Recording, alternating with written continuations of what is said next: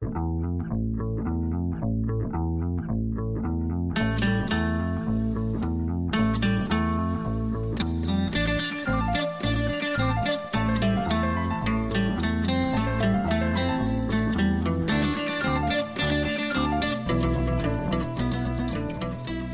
and welcome to another episode of the Dungeon Masters Dojo podcast. This is a show for game masters, as well as experienced and new players alike.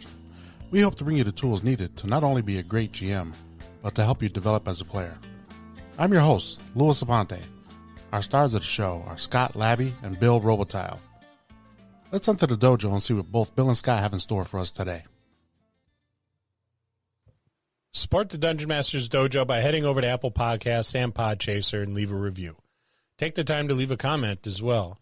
This helps make us more searchable to those listeners interested in content such as ours. But more importantly, we want to know how we are doing and what topics you would like to hear about. Another way you can support the DMD is with a small monthly donation, so we can continue to deliver quality content to you, our listeners. This also helps us to upgrade and replace equipment. Head over to Anchor, to the Dungeon Masters Dojo page, and click the support button. And now, onto this week's episode. Hey, Bill. Hey, Scott. How's it going? Hey, Lou. Hey, It's an exciting day. Yeah, we got a book. Why is there a giant cauldron in the middle of the table? Well, because we're celebrating Tasha's Cauldron of everything. Okay, that explains it. That's why it's so special. Yeah, and we're making soup. Oh, cool. Because it's chilly out. It is cold out, yes. It is a little chilly. So we got a new book that Wizards of the Coast put out, and it's kind of like there's a lot of controversy around it. There's a lot of people on the Facebook pages and the forums that are battling it out with one another about its wokeness, and I wouldn't call it a controversy, more of a division. It is a very divisive piece of work, and I'm not too sure why. I think it's because some people say it's optional, and some people saying it's not optional. It's an official book, so they are allowed to use it, even if their DMs are saying they can't. Yeah. Okay, first off, the DM says you can't, you can't. Well, I think for certain things, and I'm going to agree with you 100%, you're right. But then there are certain cases where I think it should be allowed because it does give you more diversity to whatever's going on. What I'm saying is the DM has final say. Again, that's where the division comes in. People are saying. That's fine. All right, and a lot of it, goes to your table. Okay. Now, first off, I'm glad to see you gentlemen have your books. Yes. I'm glad to see you read through them several times. Yes. Many times. I am about to start bitching. Why? What else is new? I received 6 different notifications from Amazon that my delivery schedule has been pushed back. I don't even know what to say about that. On a pre-order. I'm going to boycott Amazon. No, I'm not. And then you will receive your book on this day, and it didn't show up. Oh, I'm sorry, we're running late. It'll be there tomorrow by 10 p.m., and it didn't show up. Yeah, that went on for 3 days. You know what, though? It showed up 1 hour before we started recording this session. That sounds like a personal problem. The editor says you should have read that, and you need to read it. I would. You got a show to do. I would write a strongly worded letter to Tasha herself to let her know how. All right, for what it's her. worth, we went to school together. She has a fine ass. I'm just saying. As witches go, wow. Can we say that? Those already said. Is that appropriate? All right, well, I'm just saying she wears leather a lot, and I liked it. Nothing wrong with that. So without further ado, let's talk a little bit about a little more about the book and less about Tasha's posterior. Oh. Yes. I'm just saying I'm learning as we go because I literally just cracked this cover like 20 minutes ago. We're not as old as Bill, so we can't really talk Nobody's about as old as Bill. This is true. Well, I'm not too far behind. I think, I'm like 4 or 5 years behind you? More like decades, but yeah, whatever. No, not really. I just have hair, so it looks like I'm young. Okay, one of these days you're going to say I have hair while the two of us don't. We're going to hold you down and shave you on this table live. We will now be holding all our meetings by virtual Zoom. It's okay. We know where you live. God damn it, I'm moving. Can we say that? We just did. Yep. So chapter 1 immediately starts off with what is probably the most argumented and divisive of everything, and that's the character. That's the character options. Okay, there you go. That's on page 7. Terribly sorry. So the character options, and again, I don't quite understand. I think people were all fired up before they had the book in the hand, and I think that's what it was. Yeah. None of this, in my opinion, and it's just my opinion, is unreasonable or cancel culture or like woke in the bad way that they use the term. I think a lot of this stuff that they outline here, we've been doing with our group for the past like dozen years in some way, shape, or form, and not necessarily to be more progressive, but it's something that worked well for us. It was kind of like our house rule. You know what I mean? Right. I think what this book does, and a lot of people don't really realize, is it allows you to homebrew your non-homebrewed world a little bit easier. Yeah. It does. And now I'm not going to say that this book is perfect by any means, because I have some picking of nits to do with it, but we'll get to that a little bit later. But I wish I had that option. So some of the things they do, and I know Lou's read this book like a dozen times. At least. So they give you. Let's talk about customizing your origin, which I think is. I think that's one of the biggest. I think it's really cool, and I think again it's things that we've done before as a DM, and I know. Yeah, I know. Bill's had this experience too. We've had players come and go, listen, this is what I want to do, which is a little outside of the parameters of what the book allows. But here's the background. Here's where I want to go with the character, and here's my keyword vision. there, people. Background. Yeah, and we've said this like 104 times up to this point. Background. If you can justify, we will allow. And I don't think there's anything wrong with that at all. No, but they do give an outline for how to do that. They're talking about at first level, you choose various aspects of your character, including ability scores, races, classes, and background. So, and they tell you that these things help paint a picture of what your character is, how they're going to behave later on. I think they paint the picture that you want to be painted, not the same cookie cutter that's always been around before. And which is fine. Yes. I mean, because like I said, we've been doing this for a while. You throw a background, we will make it fit. And you're right. We've been doing, I mean, for the little bit that I've skimmed over, we've been doing this for a dozen years. Yeah, we just didn't have like a book and rules and everything. It was just one of those things or that a publisher, an editor, or you work with the character concept that your players have, because you want them to have a good time. You want them to realize that character that they have. They have a vision in their head. Yeah, they have a vision in their head, and we're going to do everything we can to bring that forth.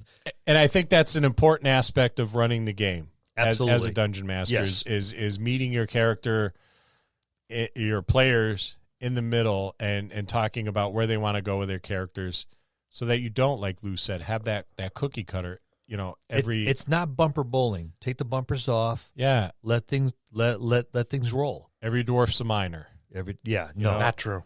Yeah. You know, every dwarf is hardy and strong and has a constitution, but they're gruff and they hate elves. You know, and again, that's wrong. Yeah, you know, maybe that is prevalent in dwarven society in the world you come from, but not every single dwarf or elf or halfling. Bell curve, people, bell curve. Yep. So I think these customization options are really cool, you know, because you could talk about like languages, and the way they phrase this is done in such a fashion that I find it hard to argue against it. Okay. And that's really important to me. It's like, okay, what are your reasons for this? And when I read it, it's, you know what? They're all good reasons. I'm going to read a line that I spotted. Character race in the game represents your character's fantasy species combined with certain cultural assumption. Yes. Beautiful. Yep. And that's a very, very, very well worded sentence. And yes, I like that is. they use species. And it stood out to me. Because realistically, that's what they are. They're species, not races. Right. Yes. And I'm glad that they did that. And that's why it stood out to me. Yeah. And I find that hard to argue against. But let's talk about ability score increases, because this is one of those areas. This is one of those battling areas. Yeah, people are really, really, really upset about this, and I'm trying to understand why. And I think change is hard. It's not easy, but I've been playing for 40 some odd years, and I've seen a ton of change. Yep. And the change has improved the game greatly. Because, and I know you guys remember, do you remember female characters had a cap on strength? Yes. Yep. Right? You couldn't be as strong. Men were just stronger, right? You'd be surprised how quickly I cast that aside. Yeah. And you couldn't you couldn't achieve a certain level as certain demi-humans, right? Yeah, so I think elves were like capped at 7. Yep, halflings at 3. For fighters, you could go a little further as a thief, right? But that was it. So, there were like all sorts of things that just kind of like fell by the wayside. Well, what it was a human centric generation. Yeah, it was human centric. If you weren't human, oh, I'm sorry, you're subpar. Well, the very term demi-human yes, is not quite human, and right. and there's the terminology speaks to the time. Yeah, speaks to the time, and I think the thing to keep in mind is this is one of those hobbies where I've sat at gaming tables, and it was a very diverse gaming table almost all the time. Yes. And nobody really cared as long as you were cool to hang out with, and you enjoyed the game, and you were fun to game with, and that you was told really a good story. Yeah, told a good story. Cool. You played a good character, and it was fine. Yep. So it's always been, I think, in my experience anyway, a very, very progressive environment. Being part of not just D&D, but other tabletop RPGs. Yes. So it's natural that the game would follow that sort of thing. With every generation we get a different change in the game, and it's reflective of the time period. So in the 60s and the 70s, or late 60s, early 70s, when the game was in its infancy, I remember it well. Yeah, it was very much so reflective of its time. Yes. And I think we've just come to this period where again, 5th edition is reflective of the time in which the game is being played in, and it could be hard for old grognards, like us. Why did you look at me? Well, we're all old grognards, But I think you have the you hardest. You both looked at me. Okay, that almost bruised my one feeling that I hide. Yeah, I kicked the box under your bed. No, I agree. Despite the fact that I am often called draconian, I do try to be fairly progressive. When you do. And I have been very accepting of a number of ideas across the tables. Now, the whole ability score increase thing, which is where we started, we've been doing this for a while. Yeah, we've been very flexible. We've been very flexible, but it's if your background says your dwarf is a bard and is dexterous and charismatic, then put your points accordingly. Yeah.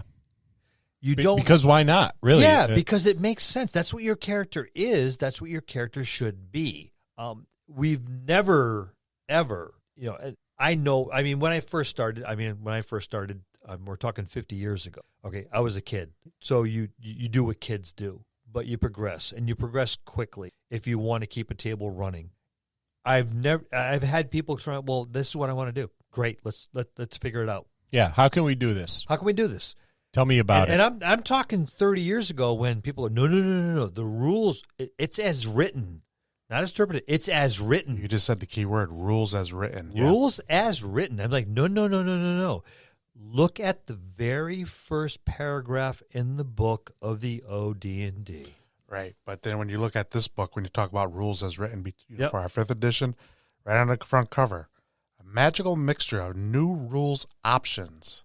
And I think that's where people are having their fight options. over. Yeah, their options. And how do you deal with the options? Well, as a DM, and this is only my personal approach to that, I'd want to have some dialogue with the players at my table because the enjoyment of the game is equally as important to them as it is to me. Absolutely. Right, exactly. What are your thoughts on utilizing this book? Are you okay with it? Have you had time to look at it? What do you think? Now I haven't gotten past page 7. I know for a fact my min-maxers will tear through this book. Oh yeah, they're gonna want to see what they can do. They're going to ravage this book. All well and fine. But Tell me what pages you found it on, and I will give you my interpretation. It's like you and I discussed, which we may get into one of the classes here. We talked about the artificer. Yes. And this is what I think a lot of people need to understand. And this is where they need to have very open conversation with their DM or with the player, because not all character classes will fit certain worlds. We have a low magic world where the artificer really does not make sense in our world because he creates magic items. So in our world, artificer's out. The artificer is either horribly pwned to the point where you don't want to play him, or we just disallow. Right. And I'm sorry, this is going to happen. And game masters look at your world, and before someone goes, they go, "Oh, that's really cool," and you allow it, and then they break your game. Yep. Step back, look at it, read what that character can do. You're the game master. Before they allow it, don't let them walk up on Wednesday night when you start your game and go, "All right, this is what I have," and go, "Okay, I'm going to no. I'll let you know next week." Yeah, take some time to digest. It's about that open communication, though. Exactly, Yep. and it's two-way. All right, players don't try to hamstring your game masters and think you're going to pull one over on them. You're like, "Oh, okay, he hasn't read the book yet." Like me, who was on page freaking 7. I don't think it's about pulling one over the game masters. No, there's people that are going to do it. There are, but it's like I think you said this best last time. It's the new sneaker syndrome. Yes, where I can do something better now. I can run faster, jump higher, whatever. Yeah, and I think it's new, it's inviting, and I think that's where everybody wants to. And I have no problem with that. Mm-hmm. I have no problem with that. Yes, it's new, it's inviting. Use it, but don't try to turn and go, "Oh, well, it's in the book, so I can use it." Again, right? All right? These are options. These are options. It says it on you the have to take that cover. table to table, right? Yep. And table to table, you're the game master. Don't just allow it sight unseen. Give me a week. And the rules themselves are a framework. Yes, for you to play within a framework. So ultimately, it said that from the OD&D, the original Dungeons and Dragons, very beginning. Very beginning. These are not law; these are rules to be interpreted by the game master. So do so. Don't allow something just because your character goes, "It's in a book, it's printed. That means I can use it." No. Yeah, and that's where the division on these forums comes in. Again, a lot of people saying, "Well, it's an official book. I can use it." Yeah, and it's ugly. It is. I mean, some of the stuff out there is ugly, and it's okay to disagree. That whole diversity is part of you disagreeing. Certain ideologies, are maybe different, and that's fine. But be nice to each other. State your argument and move on. We may be able to learn from one another, but don't be mean. Okay, unlike you two, I don't follow any of these feeds. Okay, number one, you can't get to them from an abacus. That's why. I was about to say the same thing. I was going to say the same thing too. Because it's true. My abacus doesn't have Bluetooth. It's Wi-Fi, Bill, not Bluetooth. He's got it plugged in but it's still not working. It's plugged into the wall. I don't know why I can't get intranet. I don't follow this stuff. I don't. I'm like the control of the group, right? These two guys do follow this stuff. I am old school with a capital OLD, right, boys? You know, I look at it and I take my personal interpretation into all of this. These guys follow it. I don't.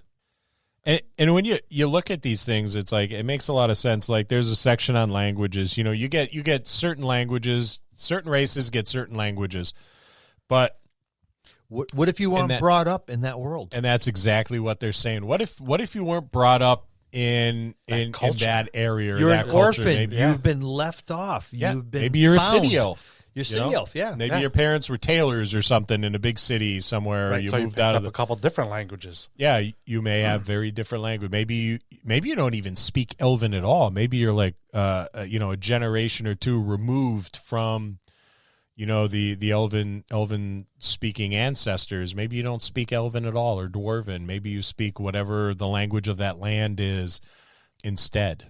And it makes perfect sense. It absolutely does. The only ones I could see not having access to are the secret languages. Unless you had somebody in your family that's a druid or thieves, you shouldn't know. Yeah, the secret languages are druidic. secret for a reason. Exactly. Those are the ones I see where they're off limits. They're coveted and they are protected. Yes. And that makes perfect sense. But it does say your DM may add or remove languages from that list. So it gives you an example of that, that list, and that's dependent on the world that you're playing in. If it's one of those published campaign settings, which are fantastic, or if it just happens to be a homebrew world, that's something that's up to the DM. And again, have that dialogue with them. What about proficiencies? And this is what I kind of like, because it does add a little bit more customization. Exactly, because there's always been the granted races and sub-races proficiencies, which is fine because some things are inherent. Yep. All right, some things are inherent. All right, your dwarves culturally are strong. Your elves culturally are dexterous. Your humans are a melting adaptable. pot. They're very adaptable. adaptable. All right, so which is all well and fine, but there are, just like languages, there are going to be circumstances where you're not in an environment that will culture. Not only that, I think we'll use the dwarf for example. They may be proficient because of their race in heavy armor, or along those lines. But then they go to pick the fighter class, and what's this again? Oh, I'm proficient in heavy armor again. It becomes redundant. There's no customization to your class. Well, you become stifled because you start trying to stack things. It's like heavy armor, heavy armor, heavy armor. All right, well, okay, I have access to heavy armor 3 times. I only need it once. I only need it once. Maybe I could pick a little something else up. Okay. All right. Does that mean DM? Can I now wear a tank? Yeah. No, you're right. But I do like the little chart that they give. The charts, for proficiency swaps is what they call it. So if you're swapping a skill for a skill, that's fine. Yep. But when you go from armor, let's say our scenario we just chose, now they give us a chance to choose from simple or martial weapons or a tool. So I don't have to have that heavy armor twice. Now I could say I want a simple or martial weapon. More likely I'm going to pick a tool because I'm going to want to fix my armor. Yeah, and there's nothing wrong. I think that's, again, it's a perfectly reasonable alternative, and I would venture to say, because I am in no way, shape, or form innovative. I'm not someone who's coming up with that new awesome thing. I'm willing to bet that there are countless thousands of DMs out there who have afforded their players an opportunity for this level of customization. It's just been house rule stuff, and it's I think it's good. I think it's good practice. Anytime you can keep your players happy, it's good practice. Absolutely. Good practice to do so. I think one other thing I need to say is I need to drink, so I think we need to take a break. Yeah, I need to swap out some of my ability scores too. I think I want to go the dexterous route, so I'll stop banging into things. That'll be good for you. It's not going to help. It's not. We'll be back in a moment. And we're back. Yeah, and Bill is still upset about the late delivery of his book, so that's going to be going on for a while. A year from now, he'll be talking about it. I have a tendency to cling to things that dissatisfy me. See, if you had Prime, you wouldn't be suffering like this. You'll have to explain that later on. He's speechless. Yeah. We don't get that too often. Let's move on quick. Yeah, I know. It's refreshing. I hate you both. Let's talk about custom lineage. So there's this little box up there on page 8 at the top of the page. It says, instead of choosing one of your game's races for your character at first level, you can use the following traits to represent your character's lineage, giving you full control over how your character's origin shaped them. I read this a few times, and I gotta say, I'm a little bit confused. It's called. I was too, but I just think I think they're really getting into the whole diversity of things. So my interpretation, and let me know if this is yours as well. My interpretation is I'm looking through all the books, and I'm not seeing anything I really want to play. So what I'm going to do is I'm going to maybe go to the monster manual or something, right? Really, and I'm going to go, okay, I want to play like a pixie or a sprite or some unconventional species or race. The first thing that comes to mind is Owl Bear Barbarian. Oh, and then I'm going to use this custom lineage type thing to do that. Or maybe I want to, I'm not satisfied with a half elf. Maybe I want to play like a half halfling or a quarterling. It does say you are a humanoid. Yeah. Okay. So a half halfling or a half elf, half dwarf, or a half elf, half halfling, or something like that. Am I understanding this correctly? Is this the? I think that's what it's all about. And that's something we didn't have really before. Where all these other options for hell no, you hybrids. You when you were a race, you were a race. You're a half orc. You're a half orc. Or a dwarf. half elf, yeah. And it was always like there was always a human parent, and if it was if you were a half orc, it was some really bad rapey kind of origin, right? Because and if you're a half elf, it was some seducey kind of glitter invoked illusion. I have a question. It's totally off the topic, but since you both brought this up, so I got a question. So if your mother was a mermaid, and your father was a centaur, and you got both human halves, you would just be a normal person? You would appear that way. Actually, right? In one of the first editions, yes. Now I'm talking off of memory, not off of actual stuff. But this was actually broached in one of the original editions where human was prevalent in all interracial pairings. So you would look humanoid, but it would have some slight hints of other parentage. So you might have the vestige of lines along your neck for gills if you're part, mermaid. Or if you're a centaur, you might have longer legs and maybe, or something along those lines. So you would have hints of other parentage, but you would always predominantly be human. With no special ability. Nope. You'd be normal. Nope. Okay. Well, that's painfully vanilla.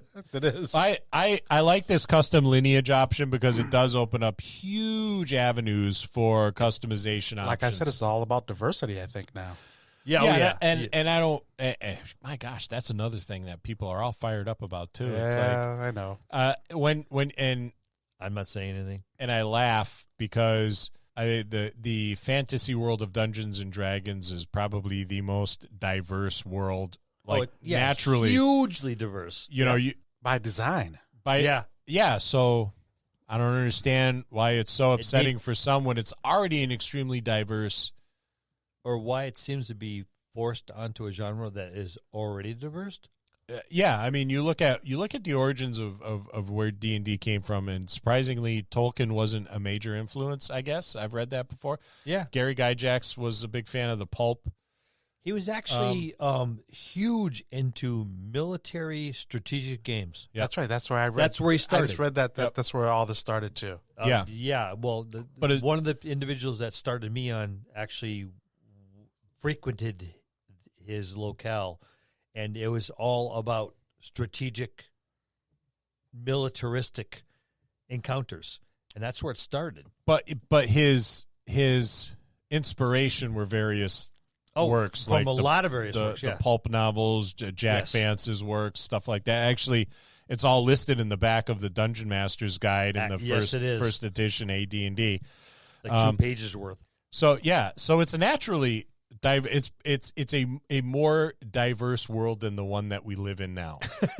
Very much by leaps and bounds. I'll say by leaps and bounds. Yet it's a point of contention. Like we can't have non-evil orcs. It's like, I don't know, why not? Why can't we?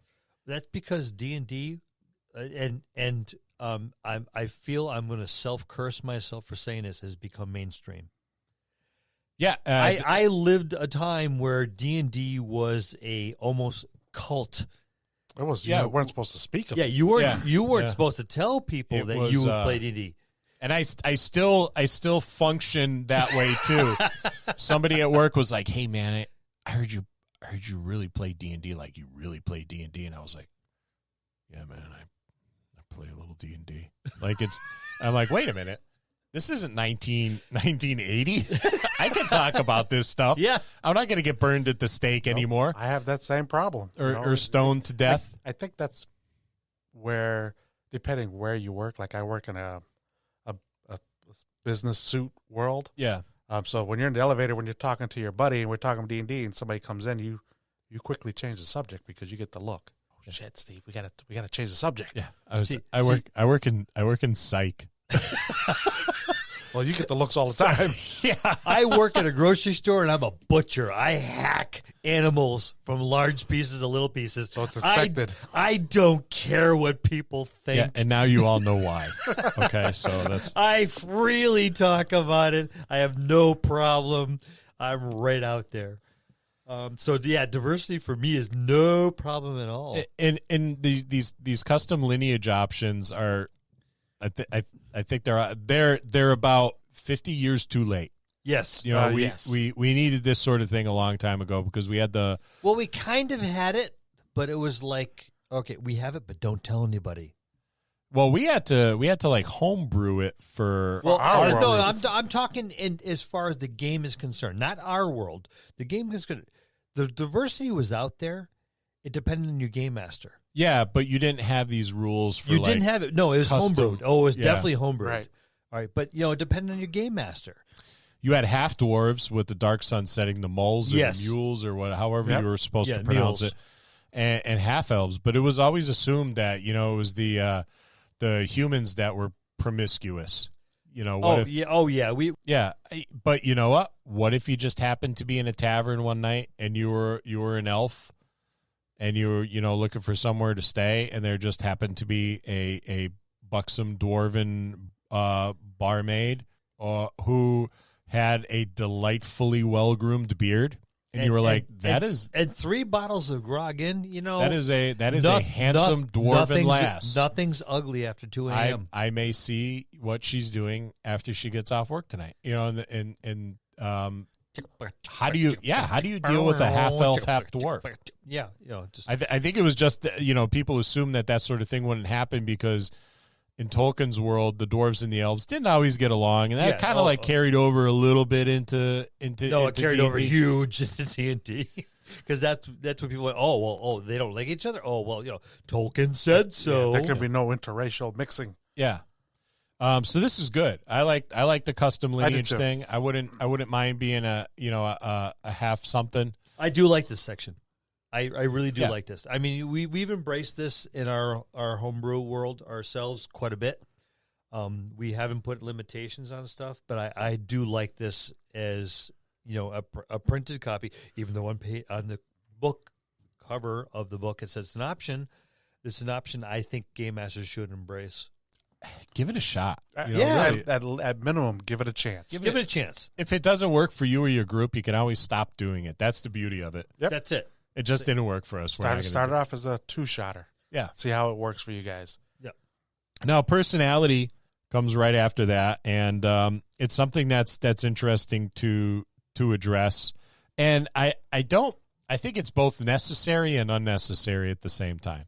And I think it's necessary to remind people that not not every person is the same from a certain, ethnic group Or species. or species. Yeah. And it's unnecessary because not everyone from a certain ethnic group or species is the same. Where you can, but there's that thing, dwarves are gruff, elves are kind of flighty and frivolous. That's how they were described in the AD&D Player's Handbook. Remember almost that? exactly those words. People just aren't always the same. Right. Really, that's what it gets down They're to. not cookie cutter. And it opens it up to that. It's like, hey, man, Yes. it's okay if you have a gruff elf.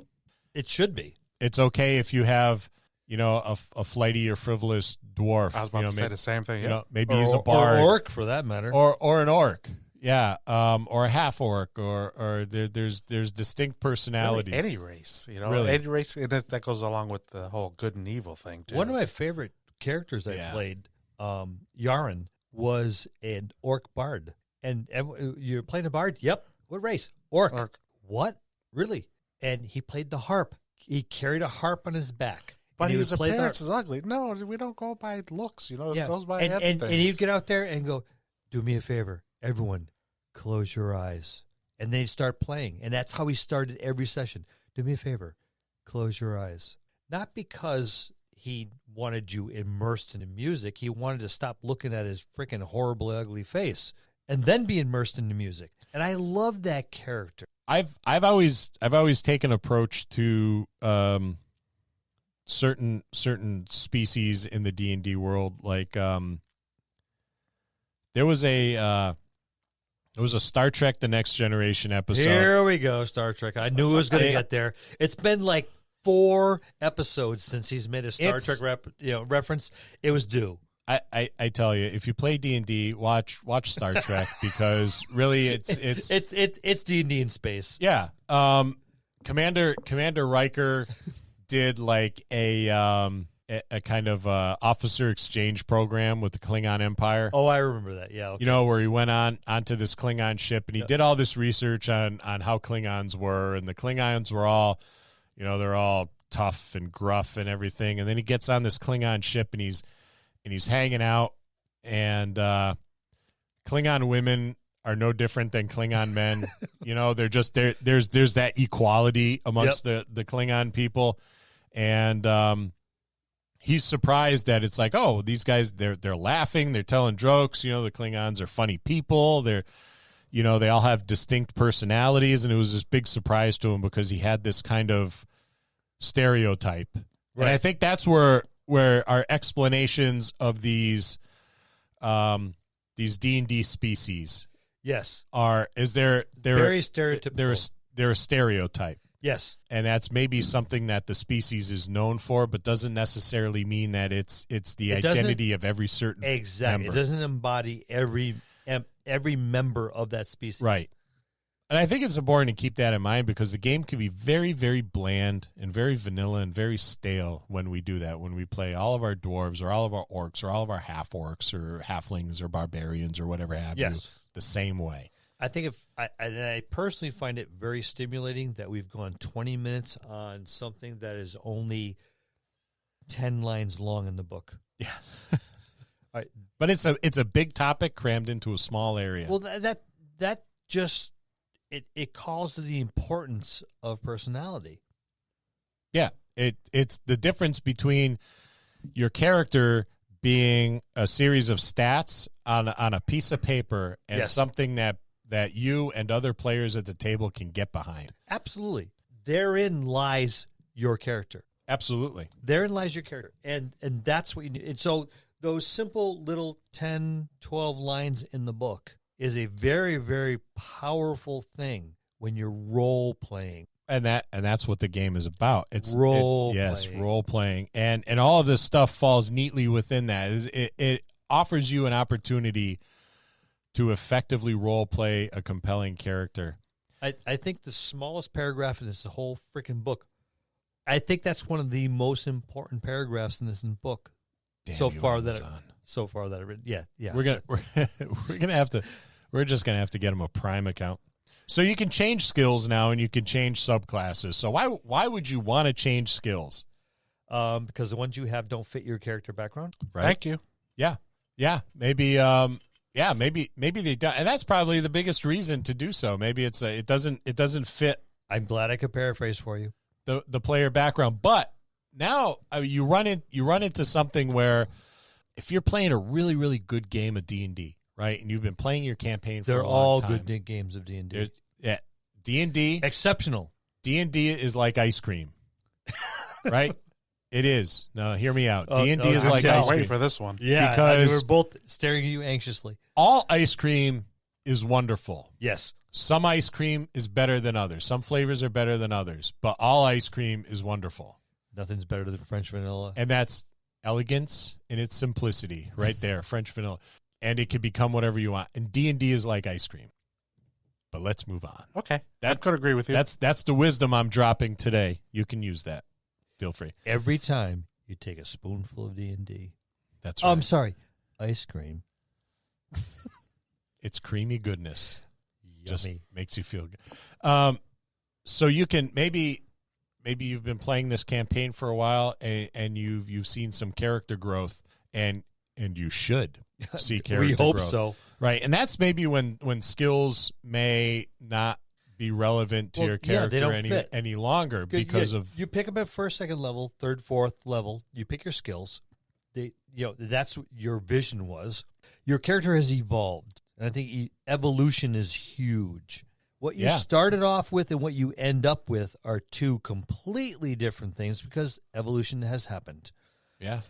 The skill set you originally picked, because this is where you wanted to go with your character, no longer is I'm looking for relevant. Yeah. Yeah.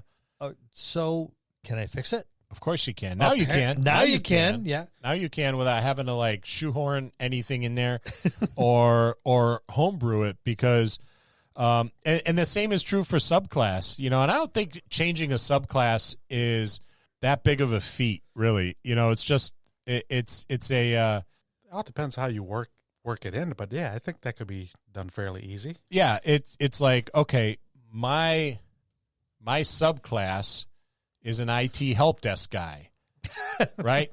But That's Lou. But now I want to change my subclass to cybersecurity. That's Lou.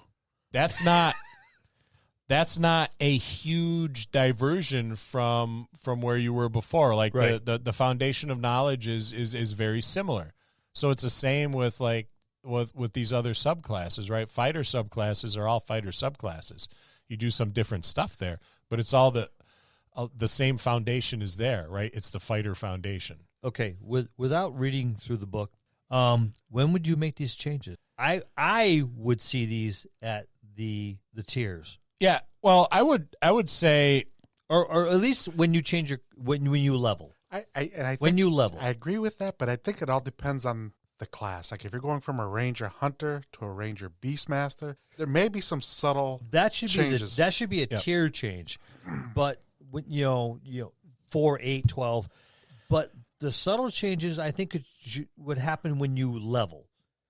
I would 3, 2, 3, 5, 7. When in between those tier changes, I think those subtle changes should be allowed, and I think those changes should be made at level. Yes, or when there is a reasonable need within the storyline to do so. Like, did something happen? Yes. That would stimulate that change. An epic change or something. That would make sense. Downtime in the story. Or downtime, and that goes right into like training time too. Yep. So it's like maybe that time in between levels was taken up with training. Maybe you finished an adventure and you're like, I'm going to go back to that person that we met in the forest who had this affinity with the beasts of the forest, and I'm gonna learn that affinity too and move toward. It's like being exposed to a new area you really had no knowledge of. Okay, so I have a question. I forgot what my question was. Holy shit! Never mind. I'll keep going. I had a point and I completely lost it. That's the Japanese whiskey. It could be.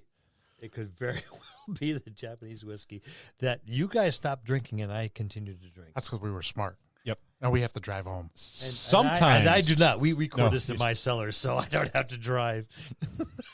sometimes a character undergoes a dramatic transformation in their beliefs or abilities, and that's what they're calling sudden change, which is, and again, sudden change will happen, or the opportunity for sudden change will happen in a campaign.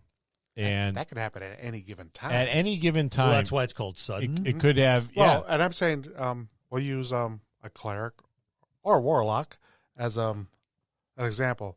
A warlock or even a cleric, their patron gets killed. Or no longer pays attention to them.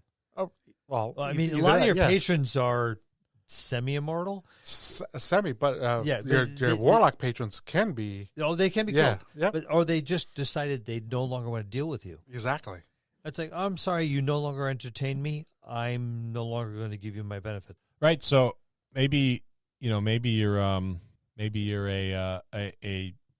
cleric. Yep. Right. Maybe you're a cleric, and the divine power that you wield, maybe you're a healer. Maybe your healing ability can do nothing to stave off the attack of some invading force, and you watch all of these innocents that were part of your flock being slaughtered before you. Oh, that would have a drastic change on me personally, and I'd be fine with it. And you take your devotion to religion and your knowledge of religion, and you turn it away from the healing arts, and you go towards war, the path of a paladin, where it's like an oath of vengeance. Yep. Vengeance, yeah. And you take up arms. That's a sudden and profound change where it's like you pack up your things and you leave. That's very good, yeah. And you find a god of war to grant you your divine power, and you hunt down those people that slaughtered your flock. Yeah. And then now you're on that path. Yep. And that makes for just awesome storytelling. Well, awesome role play. Not even storytelling, role play, because you're and not a background, but maybe you play through that whole thing. Where you start as a that cleric. wouldn't be a background. That would be a playthrough. Yeah, because you're renouncing one deity for. And it might be that you reached out and found one. It might be you reaching out and a deity found you. Exactly. And that makes it even better. That would be more. You're sitting on the precipice of a hill, looking down at the burning village, knowing that everyone's dead. You're the only one that lived, and you can see the ones riding away, and nothing you can do about it. And you're with every essence, every fiber of your being, you're like, give me something to wreak vengeance upon those that are running away, and I cannot get to them. I can't do anything about it because I'm just me. And a deity goes, ooh, look who I found. Yep. Now there's a will that is hell-bent, and I'm going to do everything I can to exasperate it. Yeah, and this is a good vessel for my divine power, because there's an individual that here is broken, and they have survivor's guilt, and they're contemplating ending their own existence because they've failed the people that trusted them. But now let me give them the means to act out everything that they want to. Yep, I will deliver unto them one of my greatest warriors, one of my biggest champions, to train them, and I will unleash them upon their enemies and upon the world. I find it humorous that Lou just took the bottle away from me. You got some reading to do. I got some reading to do. Because I'm still on page 8. All right, so sudden change. Wow. All right, we've been at this for a while. Lou, can you give us a time check? No. I think I don't know. Scott? It's time to go. It's apparently time to go.